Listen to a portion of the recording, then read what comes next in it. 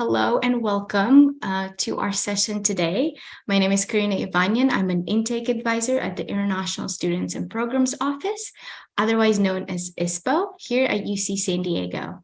ISPO is one of the 4 units in the Global Initiatives Department, which also includes the International Faculty and Scholar Office, Study Abroad, and the Office of the Assistant Vice Chancellor of Global Initiatives. And today we'll be focusing on student health. In particular, we'll be talking about insurance and immunization requirements for graduate students. As I mentioned, my name is Karina Ivanyan, but I'm also joined by a few of my colleagues, and I'm going to pass it over to them to introduce themselves. Thank you, Karina. Hello, everybody. Welcome to this webinar. My name is Gabi Hoffman, and I'm the Assistant Director of Student Experience and Engagement here at the International Students and Programs Office. So I work with our international students on a variety of different topics, from advising to helping our students get engaged with the community and make the most of their time here at UC San Diego. I'll go ahead and pass it along to my colleague, Shauna. Hello, everyone. Welcome. It's so lovely to see so many people here today. My name is Shauna Slepiota. I use pronouns she and hers, and I'm a student services advisor in graduate education and postdoctoral affairs. We are the central graduate office on campus, and part of my role is coordinating orientation for new graduate students that we're working on already for this upcoming fall. So thank you for having me, and I will pass it off to Jill. Good morning. My name is Jill Batika. My pronouns are she and her. I'm the Billing and Insurance Manager at the Student Health and Wellbeing Clinic on campus, and I'm here to present some insurance requirements for you this morning. My name's Annie Horton. I'm the Director of Nursing from Student Health Services on campus, and I oversee all of the incoming health requirements, tuberculosis, immunization, COVID vaccine, and oversee a team of nurses and medical assistants that receive all of your submissions. Thank you, everybody, for the introductions. We're going to go over a few housekeeping rules before we get started. So as a reminder, you are in listen-only mode, which means you can hear us, but we can't hear you. You can ask questions throughout the webinar, and we actually really love questions, so please make sure you utilize the Q&A function on your screens. If by any chance we didn't get a chance to answer your question live, please don't hesitate to reach out to us by going to icontact.ucsd.edu. It's a great way to connect with ISPO advisors through email or virtual advising, and a lot of other ways as well. And lastly, we are recording, so this webinar will be available on iNewStudent.ucsd.edu. We just ask that you give us about 2 weeks to prepare those for you, but they will be live there. And again, I did mention that Q&A function, so it's really nice because you can type in your questions, and then our presenters will either respond to you by messaging back, or we'll do some questions live at the end. And with that, we're going to dive into our agenda. So as I mentioned earlier, we're going to cover mostly student health services and immunization requirements, but we're going to start off with some reminders about ISPO, as well as graduate admissions reminders, and then we're going to do a Q&A at the end. All right. First, I'd like to go ahead and jump into our first steps website for our international students. So hopefully this site is familiar to you. We do link to this information in the newsletter communication we sent out.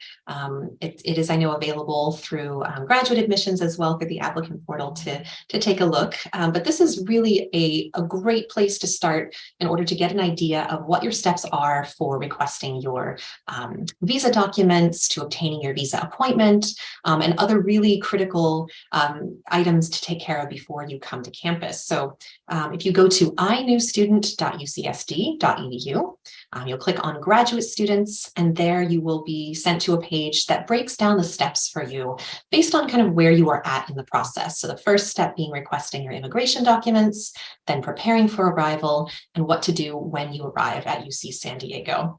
Definitely bookmark this site, refer to our website as frequently as needed. There's a wealth of information on the International Students and Programs Office website. So definitely take a look when you get a moment. Hello, everyone. I have just a few reminders regarding your graduate admission and steps to complete as a newly admitted student. So please log into your graduate application account. I will go ahead and put the link in the chat as well.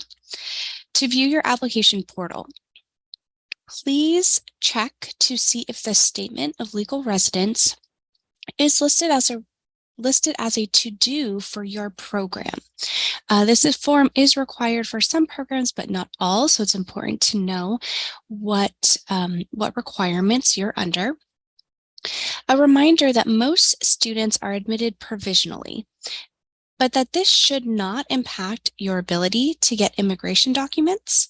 It does mean you will have to provide official documentation to the grad admissions office, either sometime this summer or when you arrive in San Diego. And you can find a list of those documents under the pending admissions documents section in your portal. And in a moment, I'll show you a screenshot of what that page looks like. And if you have any questions about any of this information, please send a message to gradadmissions@ucsd.edu and our staff will help you out. So this is the screenshot that I mentioned of the application portal. You can see on the left hand side of the screen, there's a spot for forms that need to be submitted. There's also a section for pending admissions documents. So that's where any transcripts or test scores or any information that needs to be submitted to our office, that would be shown there under the pending documents section. And I also want to draw your attention to the highlighted portion of the screen on the sort of bottom right. Those are links that will take you to the admitted students section of our website. I'll put a link to that as well. And this is going to have, again, those list of to-dos, things for you to take care of before you arrive on campus as you start to prepare to come to San Diego.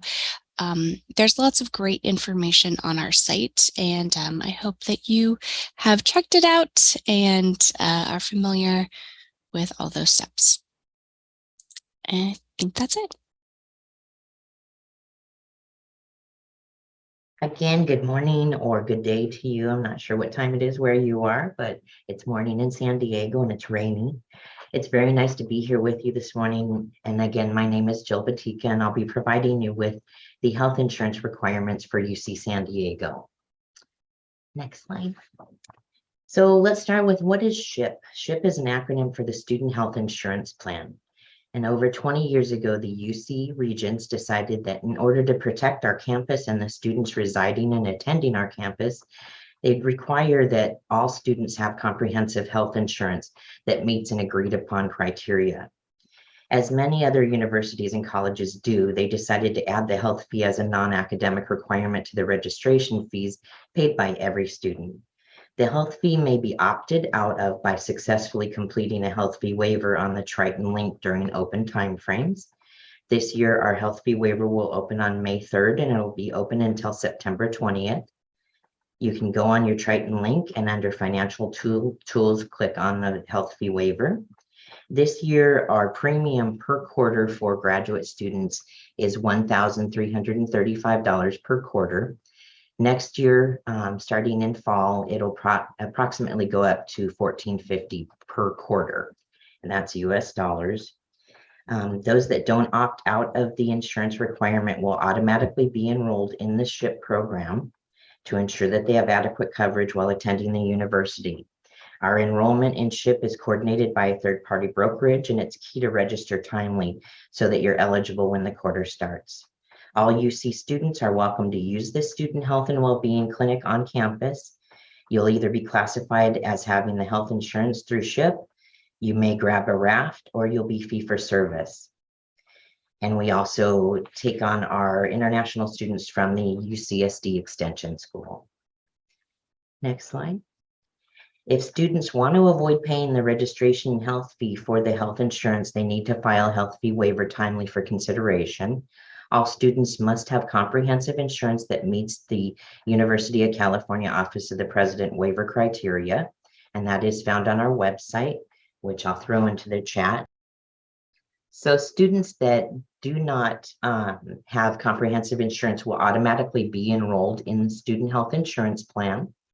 If they don't have comprehensive insurance that meets our waiver criteria, then they will have to be automatically enrolled in the insurance. And this year for graduate students, it is approximately $1,450 for the insurance per quarter. The waiver timeframes are on the Triton link. They start on May 3rd and the waiver will remain open until September 20th. We don't accept late waivers and we don't accept retroactive requests for an application. The waiver must be renewed each school year that you apply prior to the fall quarter. Some of the international plans that we will accept would be the ISO Care Plan, PSI Platinum Plan, or the Student Medicover plans, and those are all sold online. So take a look and make sure that these plans meet your needs. And you can purchase that for the school year and file a waiver on the Triton link to avoid paying the health fee. Some of the benefits that those students that stay on the ship will have will be that we, as the Student Health and Wellbeing Clinic on campus, we are your primary care physician clinic on campus, and you start your care here if you're sick, if you need any preventative services, and it is the most cost-effective place to get vaccines, lab services, and pharmacy prescriptions. Availability to see providers is usually pretty good, as we don't see the public or staff members. Dependents do sign up for the SHIP, they would go to a primary care physician in the clinic. They don't come on campus.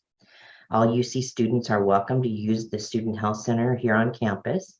We don't hold contracts with insurance companies other than our SHIP carrier, so we can't bill your home insurance. We expect you to pay up front and then file reimbursement paperwork with your insurance company. Students that don't keep the SHIP and opt for a raft will be paying a $70 per quarter fee to access services in our clinic for scheduled appointments and in-house lab services. They will be expected to pay for any services outside of that upon discharge from the clinic.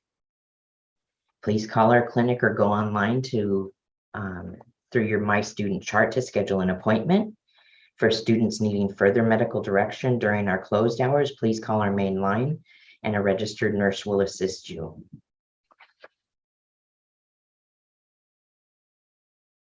To get a copy of your insurance card, please download the Sydney app on your phone or mobile device. This app will provide you with a copy of the front and back of your insurance card and will allow you to view claims processed under your subscriber ID. The app will also let you look up providers and facilities contracted with Anthem Blue Cross, the insurance company for SHIP. And we try to stay ecologically minded and not send out hard copy insurance cards any longer. Under this plan, you do have 3 tiers of benefits. Students that receive a referral for care outside of our clinic have options to choose from. If you go to a UC provider, that's the University of California, we're lucky enough in San Diego to have 3 major hospitals right near us. If you go see a specialist at the UC system, you'd pay the least amount of money. It's a $10 copay to see a specialist, and 90% is covered for any hospital-based services. The second tier of benefits that you can choose from would be through an Anthem Blue Cross provider that's outside of the UC system. That would be in network and you would pay a $30 copay to see a specialist. And for any hospital-based services, you would pay a $500 deductible first and 80% of services are covered. A deductible is what you pay first and then the insurance company would start paying after that. We strongly discourage any students from going out of network because there is a $1,000 deductible that comes into play, and only 60% of your services are covered, leaving you with 40% of the bill remaining. Under this insurance plan, next slide, we also offer supplemental dental coverage. We will provide $1,000 worth of curative services under Delta Dental PPO. We don't have dentists on campus, but it's very easy to find a dentist in the community that you can go see, at least to have an oral evaluation and cleaning. That would be covered in full. And then if you do need to find a dentist, you would either contact their toll-free number or go on their website to find a dentist in the area that you're in based on your zip code. We also offer supplemental vision coverage, so you can get an eye exam while you're here in San Diego. We have a full optometry unit here in our Student Health and Wellbeing Clinic. We have 4 optometrists, and we do eye exams, and we can help you pick out a pair of glasses or contact lenses. The insurance will cover the eye exam, and they'll also provide you $120 to put towards glasses or contact lenses once per benefit year. To find a provider, you would either call the toll-free number or go online to anthem.com to find providers. Under this insurance plan, referrals are necessary to see specialists outside of the Student Health and Wellbeing Clinic. In order to achieve a referral, the doctor will write you one when they see you, or you can contact our clinic and have that discussion with a provider here. If you don't have a referral before you go see a provider outside of the Student Health Clinic, you will be financially responsible for the services. I want to leave you with some of the resources that you might find helpful under this plan. This is the contact information for all of the insurance plans and resources for care at UCSD health system.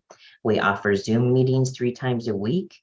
This way you can meet face-to-face and have an encounter with one of our insurance coordinators if you do have any questions or you have a private situation that you'd like to discuss. Next slide. And I wanted to thank you for letting me come and provide this information today, and I'll be glad to answer any questions that you might have. We're available again by phone or email if you do have any questions, and I thank you for letting me be here, and I look forward to seeing you around campus, and I wish you the best on your educational journey. Thank you, Jill. Welcome, everybody. Thank you so much for joining us. And my portion of the presentation is on the UC San Diego incoming health requirements. And just to let you know the process and a bit of an overview on that.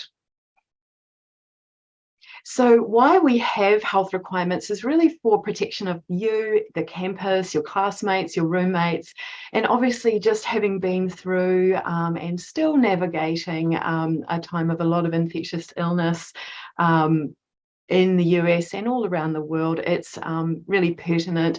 All of our health requirements are focused on illnesses that are transmitted through respiratory ways. And so we require that you have some existing immunity to diseases that can be prevented through vaccination and screening. And what are our requirements? So our first one that I always cover is tuberculosis risk screening. So every student coming in you do a questionnaire and are screened. And also we do immunization, so regular immunizations, which includes Tdap, MMR, varicella, and for those under the age of 22, meningococcal vaccine. And then we have added to our requirements the COVID-19 vaccine. And for all of these requirements, our deadline is July 10th.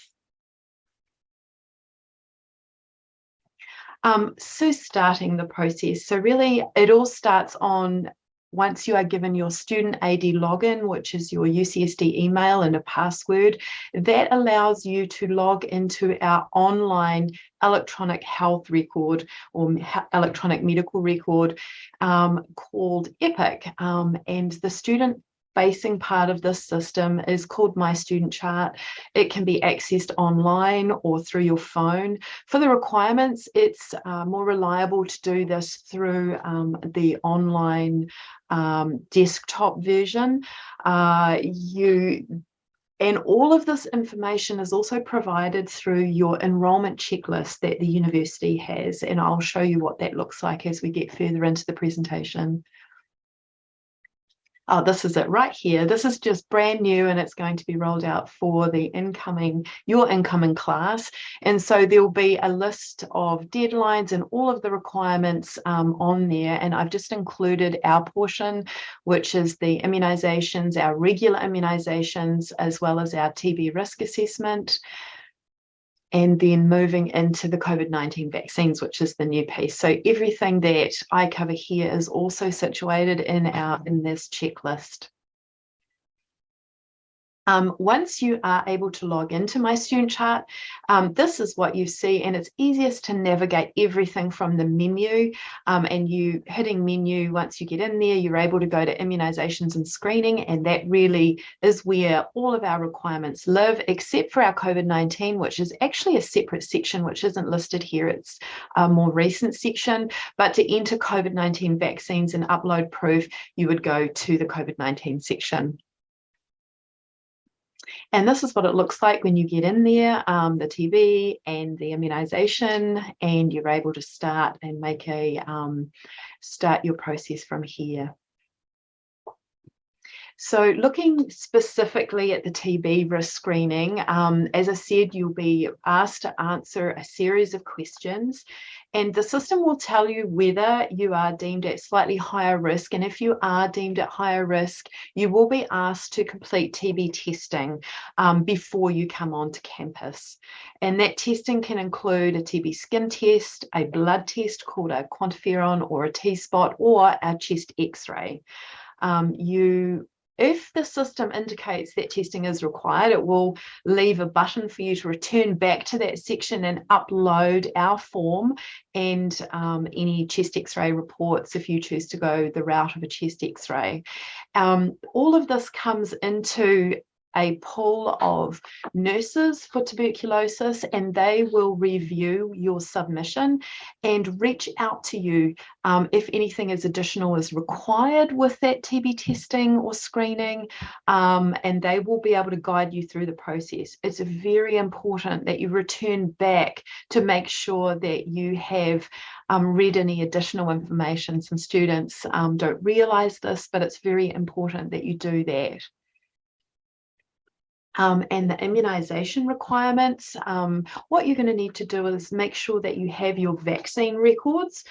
You can take our form, which is found in our student health website, and it will be updated for the incoming year. At the moment, it's pointing to the current incoming year because we're still accepting spring students. That will be updated very soon. You can have your healthcare provider in your country fill out this. And also provide you with anything that's missing, or order blood tests if that's the best way of showing immunity for MMR and varicella only.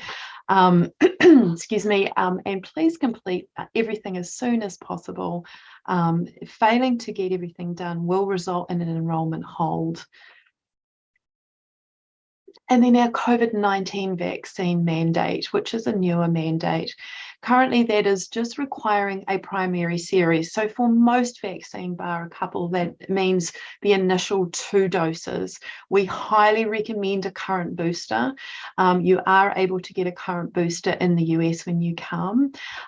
We accept all of the FDA and World Health Organization approved vaccines, and I've listed those that are currently accepted there. There are new ones being added all of the time, and this is the most current list, I believe. We do have exemptions available for medical and religious reasons, and also temporary postponements for pregnancy and disability reasons. Vaccines, these vaccines and all vaccines are available at Student Health, and as Jill mentioned, under the UC SHIP insurance program, all vaccines are free of charge, including the COVID-19 vaccines. And Otherwise, retail pharmacies in the US are able to provide COVID-19 vaccines and all other vaccines too. When you get into adding your vaccines, this is what you will see. It's a form that looks like this, and you'll be asked to enter the dates that you received your vaccines. And also there's a little info bubble, and if you hover over that, it will give you some more information. If you are missing vaccines, once you make your submission, one of our nursing or medical assistant team will reach out to you to let you know what you might be missing and how to go about meeting that requirement. In terms of asking for help, the best way to do that is sending us a message at Ask a Nurse. Once you have access to my student chart, there's a messaging section in there, and you'll be able to send a message to our nursing team. Please be aware our volume of messages around, especially around deadline dates, is extremely heavy. So just bear with us. Generally speaking, we're able to respond within 24 hours. Sometimes that's a little extended during this time and weekends or holidays. The Student Health website has lots of information. I do have an email address there. If you're having technical difficulties signing up for my student chart, please don't include any health information when you reach out to this email address, as it isn't a safe way to send that.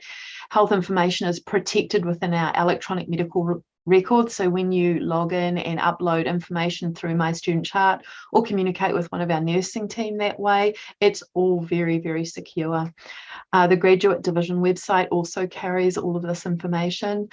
Return to Learn, which is a campus-based website on all things COVID related, has up-to-date information on COVID-19 related information.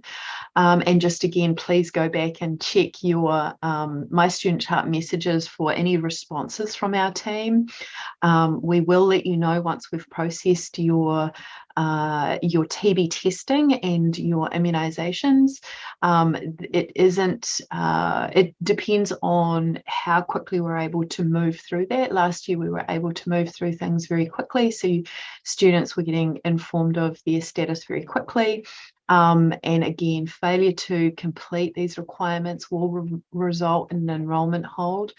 In terms of the regular immunizations, as long as you have made a submission, you will not receive an enrolment hold, and you will be able to get any missing vaccines during the fall quarter. So we hold clinics within student health that you're able to access anything you're missing, such as Tdap, which isn't available in all parts of the world, and other vaccines too. And if you want to get the FDA COVID vaccines, you'll be able to get those during any quarter, but particularly in the fall quarter.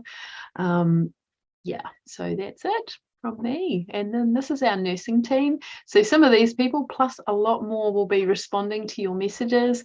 And be patient with us. We try and get through a large volume, and we're here to help you reach compliance with these very important incoming health requirements, but we're happy to help in whatever way we can. Thank you. Thank you, Annie and Jill, for such amazing information. I'm going to go through some of our Get Engaged activities really quickly so that we have enough time for the Q&A at the end. But if you haven't had a chance to ask your question yet, please don't hesitate to send it to the Q&A function. And we're going to try to answer as many as possible live. So if this is not your first time attending our webinars, you may be familiar with some of ISPO specialty programs. All of these can be found on our iprograms.ucsd.edu website. And we try to offer as many of these as possible throughout the quarter. All of these have been offered in person this past quarter, which is really exciting. Coffee hours is one of our most popular programs. This is a great opportunity for students to meet ISPO staff and meet one another over some coffee and pastries. We usually have games and raffles during that as well. Trident Trekkers is our partnership with the UC San Diego Recreation, and we take students on different trips, and that can be kayaking or hiking, snorkeling. There's usually a fee associated with these trips, but it's a great way to explore the greater San Diego area. Last one I'll talk a little bit about is our community. This is one of our newer programs, and this is a space for students to come together and talk about culture and identity. Again, if you're interested in learning more about any of these and more, please visit our iprograms.ucsd.edu website. Another great way to stay engaged with the community and learn more about events that are happening on campus is our iEvents calendar. This can be found on our iEvents.ucsd.edu website. And as you can see, this is where ISPO will post its signature programs. So you can see community and coffee hours on the screen. But this is also where our campus partners will add events, usually with a global focus, to share with students and kind of engage with the community. And again, this can be found on iEvents.ucsd.edu. We're also pretty active on social media, so you can go ahead and follow us on Instagram at ispo.ucsd. We're also on Facebook and YouTube, but Instagram is one of our most popular platforms. This is where we're most active. In terms of additional resources, Annie mentioned the Return to Learn website. So again, this is a great place for you to get any updates in regards to COVID-19. And you can find this by going to returntolearn.ucsd.edu. This slide covers all of the upcoming important deadlines and reminders. As you may know, you can now request documents through iPortal. And as well as apply for on-campus housing. Next week, actually, no, sorry. This Thursday and next Tuesday, we're going to have more webinars, and we're going to focus on graduate student housing as well as graduate student funding. So if you enjoyed today's webinar and would like to keep learning about different campus partners and different topics, please register on iNewStudent.webinars.ucsd.edu. And then lastly, our orientation will be in September. We're super excited to welcome you both virtually and in person. And we'll post all of the available orientation information on iorientation.ucsd.edu. And this is just a list of any upcoming webinars that may interest you. We also will be recording all of the upcoming webinars, and all of the recordings will be available on iNewStudentWebinars.ucsd.edu. And with that, please keep submitting your questions if you haven't had a chance to do that yet. But we're going to open it up to our Q&A section. Thank you so much, Karina. Thank you, everybody, for your wonderful presentation today.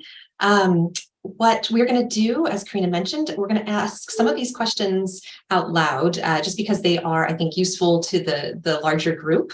And I will just work with my colleagues here to answer some of those questions. So one of the first questions we received, and this might be for you, Jill, will the insurance fees, UC SHIP, be automatically deducted with tuition fees, or are we supposed to pay them separately? They're registration fees. So you'll have a list of registration fees like parking or REMAC Arena, mental health. It will be one of those registration fees. And if you don't file a health fee waiver, you will be automatically enrolled in the student health insurance plan. Great, thank you. I know we have a few questions here regarding access to the health portal, Annie, so I'll turn this over to you. So a lot of questions saying I'm not able to log in to my student health portal. What should I do? It's just a matter of timing, actually.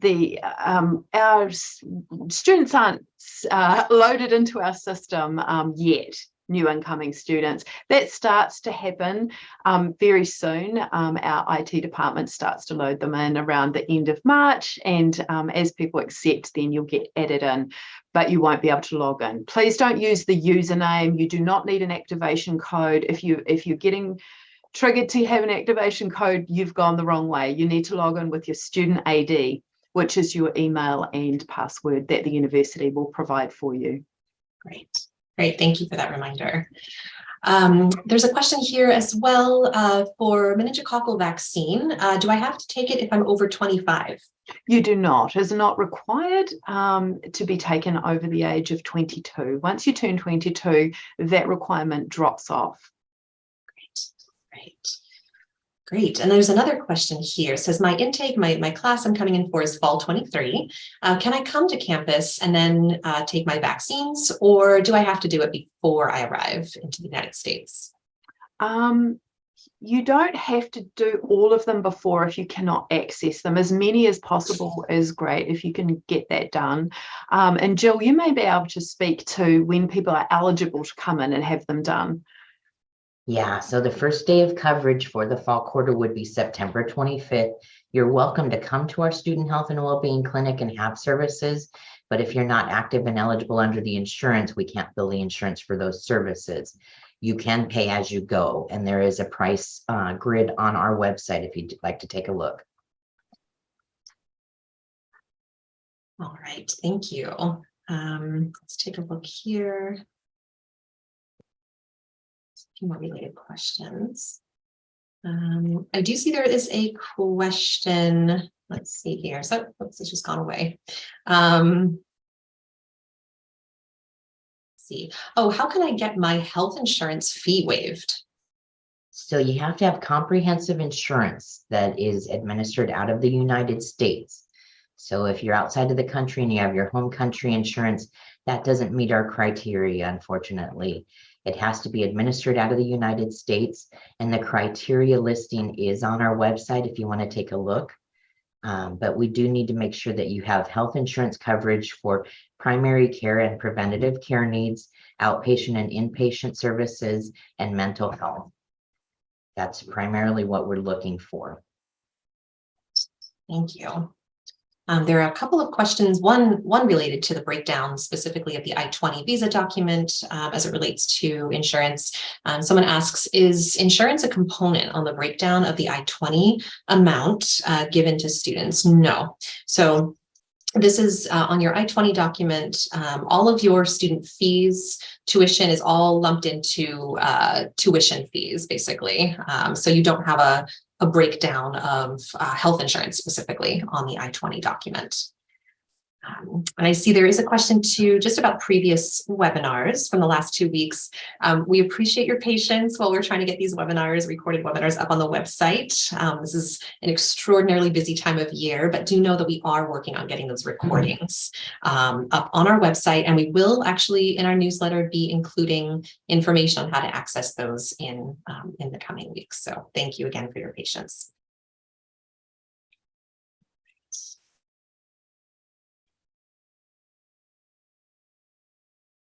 Come through here, make sure I'm not missing any questions. One question here, it says, I took most of my vaccines a long time ago, and I don't think that I have all of my certificates with me. Is it okay to not include the certificates that are not available, or are they mandatory requirements? The certificates aren't required, but the dates are. So if you're having trouble finding your records, you may need to have blood tests to check for immunity for MMR and varicella. You do need a record for your COVID-19 vaccine.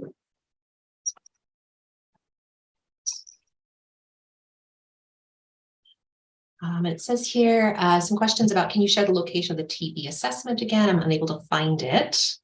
It's on the portal, the Student Health website portal, and also in our Student Health website that I provided the link for, and all of the forms can be found there. Right. Perfect. Okay, the next question. If we have to take our immunizations, obtain them at UC San Diego, how much do we have to pay? Jill, do you want to talk to Yeah, so if you want to take a look at our website, there is a price grid, and it identifies each vaccine that you might be taking, and it has a price associated with it if you are coming in and being a fee-for-service student, meaning that you're paying as you go.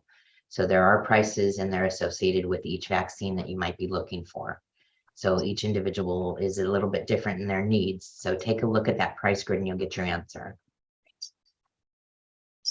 And as a sort of related question to that, Jill, someone asking here, would SHIP coverage for the optional or recommended vaccines like HPV, HAV, et cetera, are those covered from or within student health and well-being? If you are keeping the SHIP insurance, the student health insurance plan, it is covered at 100% as long as it's done here at the student health clinic. Great. And a couple more questions for you here, Jill. One question is, if my class begins in the summer, does SHIP start coverage from the summer quarter onwards? I don't want to add too much confusion to everybody, but we have many graduate programs that start in the summertime, a little bit earlier than the fall quarter. If you are participating in a summer program, which we call early start, you may be asked if you would like to have the student health insurance plan for that time that you're here on campus. And there is a premium that goes along with that. So if you're paying for that SHIP over the summertime, you would be covered, and we're here all year round and we're open. So you can have the services right here at our student health clinic. But if you are part of an early start program, they will give you a form that you need to elect whether you want the student health insurance plan or not over the summertime. If you don't want the student health insurance plan, please make sure that you're logging into the Triton link and filing a health fee waiver application. So in fall, you're not surprised by a big premium that's on your registration fees. Okay. Great, thank you. And then another question for you, Jill. Someone is asking, they weren't quite sure about how to get the health insurance fee waived. Could you just cover that piece briefly again? Absolutely. So you want to go into your Triton link, log in, you'll go under financial tools and click on the health fee waiver. It'll take you to your single sign-on. That'll take you to the application for the health fee waiver, and you're going to answer a certain amount of questions about your insurance, who it's provided by, the numbers. So it'd be key to have your insurance card on hand when you're filling out that application. You'll also need to take a picture of your insurance card front and back and upload that with the application so it can be reviewed by our company that takes a look at the waivers. If you want to find out if your insurance meets the waiver criteria, you want to pull up our website, and the criteria is found on waiver. It's on the left-hand side on our banner. It'll give you instructions on how to fill out that waiver and also what the criteria is to meet. Great, thank you. And I know, thank you so much, Annie and Jill, for providing links as well in the chat. So for folks who are looking for some more of this information specifically, those resources are being posted in chat, so you can take a look at those specific instructions and so forth for different requirements, costs, and so forth. Let's take a look here. Okay, there is another question here. How much is the total health insurance fee that we have to pay per year? And how much is the total registration fee? I think I'll have Jill speak to the health insurance fee for per year. So we do use an actuary through the Office of the President for UC, and the premium is based on utilization. So we haven't received the true figures for the academic school year 23-24, but it looks like it'll be just about $14.50 a quarter. And if you take a look at that annually, you pay it 3 times, once for fall, once for winter, and for spring, and the spring includes the summertime, so that you're covered for the entire year. If you look at that, it's just a little bit above $3,000. If you look at it on a monthly basis, you're probably paying about $360 per month if you look at a 12-month span. And that's that goes up every year. So it's not the same from academic school year to school year. So it'll go up a little bit more for the 23-24 school year because we have more students using it. Thank you. I'm just taking a look through, scanning the questions. I know we still have a few of those questions about accessing my student chart. Annie and Jill covered a little bit earlier for those who might have not heard it or came in a little late. If you're still having access issues, know that this is a timing issue. Most students will get more of this access toward the end of March. So please know that you know, this is something that you'll just have to wait a little bit longer to get that access. But we do have someone asking a related question. Once they do have that access, they were curious about the COVID-19 vaccine, asking, do we need to have a booster shot for a COVID-19 vaccine in addition to the 2 shots, or is the booster optional? The booster is encouraged. Yeah. Looks like we have covered many of these questions. I don't know, colleagues, Shauna, or is there any reminders that you wanted to, or any other questions in your area that you wanted to address or put reminders out there about? I don't think so, Gabi. A lot of this, a lot of the information that I think new students need is part of our admitted students, the pages on our website for admitted students. So I just really encourage folks to go through that really carefully to make sure that you are getting all of those steps and not missing maybe a component, because I feel like that does cover a lot of the most important pieces that I think folks need to know. Great, thank you. And in addition to those links, those resources that Shauna was mentioning, again on our iNewStudent page that is listed here, we have a lot of these checklist items that link directly to the student health website that goes over a lot of these different pieces, right? Cost of insurance, immunization requirements, timelines, and so forth. So definitely encourage you to take some time and look through those links, because it will provide a lot of the answers to these very, very normal, very common questions as you're trying to navigate all these different complicated pieces. And another resource I would also like to share, and I'm having trouble posting the link in the chat, so I apologize. But on our ISPO website, under advising, we also have a page dedicated to health, wellness, and recreation. And so one of the things that we do on that page is share some of general information about health insurance in the United States. And we also link out to resources that Annie and Jill shared with you all today. So if you would like to just review an additional resource in your free time in regards to the topic, please visit ISPO website for that as well. And I think on that, it looks like we are going to finish up since there are no more questions. Thank you all so much for being with us today. If you have any questions, don't hesitate to reach out to anyone on this group, and we'll see you all on Thursday. Have a great rest of your day.